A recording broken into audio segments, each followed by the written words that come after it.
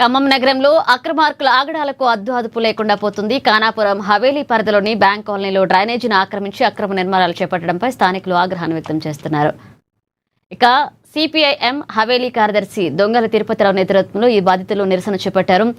55వ division bank colony 11వ లైన్లో drainage స్థలాన్ని ఆక్రమించి చికెన్ సెంటర్ నిర్వహిస్తున్నారని, దీనివల్ల స్థానికులు తీవ్ర ఇబ్బందులు పడుతున్నారంటూ వారు ఆవేదన వ్యక్తం చేస్తున్నారు. మురికి వ్యర్థాలు రోడ్డుపైకి వచ్చి దుర్వాసన వెదజల్లుతున్న అధికారులు స్పందించకపోవడంపై తిరుపతిరావు మండిపడ్డారు.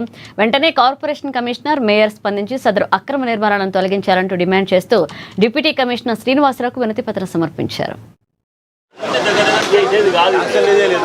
ఈ డ్రైనేజీని గతంలో నిర్మాణం మొత్తం కూడా పూర్తిగా అయిపోయి ఉన్నది. అది మెయిన్ రోడ్లో వచ్చేసి డ్రైన్ ఏర్పాటు చేస్తూ టర్నింగ్ యూ టర్న్ తీసుకొని వచ్చే రోడ్లో వచ్చేసి దాన్ని పగలగొట్టి మరి పాత డ్రైన్ని కొంత భాగం పగలగొట్టి వచ్చేసి కొత్త నిర్మాణాన్ని ఒక 6 అడుగుల పైన రోడ్డుకి జరిపి ప్రైవేట్ వ్యక్తులకి లాభం చేకూర్చే విధంగా కార్పొరేషన్ అధికారులు దీని మీద వచ్చేసి ఎమ్మటే స్పందించేసి రోడ్డు ఇళ్ల మధ్యలో దగ్గర ఒక 20 అపార్ట్మెంట్లు పోయే ఏరియా టర్నింగ్ అయ్యే రోడ్లో మొత్తం కూడా డిస్టర్బెన్స్గా ఉంది.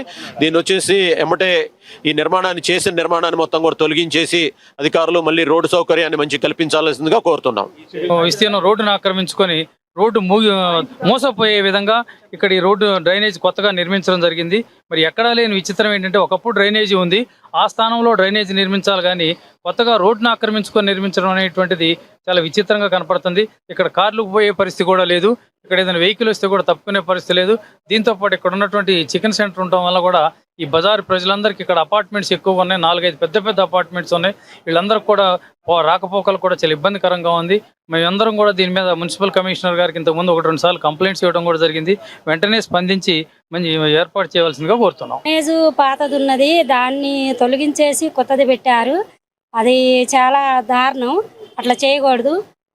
ఇక్కడ అపార్ట్మెంట్లు ఉన్నాయి, అట్లాగా చేయటం కరెక్ట్ కాదు కదా. అధికారం ఎవరైతే ఉన్నారో దాన్ని తొలగించి ఎప్పట్లాగా చేయాలని కోరుకుంటున్నాను.